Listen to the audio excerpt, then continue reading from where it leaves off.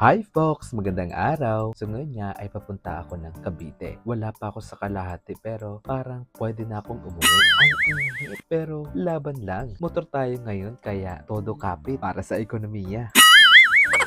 Nadaanan ko nga pala yung dating pinagshootingan ng Mahika. Yung mga eksena na may slow motion, dramatic walk. Pero ngayon, eksena ko na to.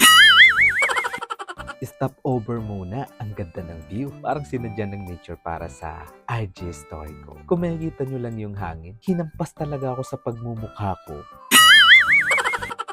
Another stop kasi hello, may pa-arko.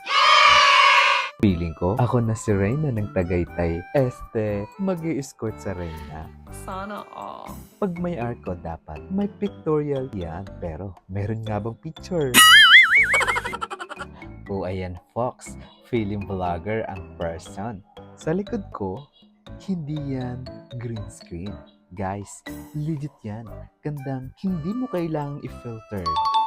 Boom! Taal Volcano! Everybody, ang ganda! Parang sinasabi niya sa akin, welcome back, Fox! Nagutom ako sa biyahe, kaya ito, Jollibee muna tayo. Chicken Joy with extra gravy. Para sa puso kong napagod. Hindi ako bitter. Gutom lang talaga ako. Second floor pa to, may view pa. Jollibee na, may Tagaytay feels. Di wow.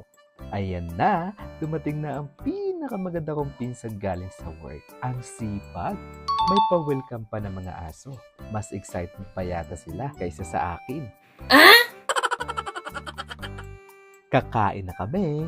Inantay ko talaga ang pinsan ko para sabay kaming mag-dinner. Lalo na yung schedule namin parang langit at lupa. Pero ngayon, align. Minsan lang kasi akong bumisita sa kanila. Ang mga baryada!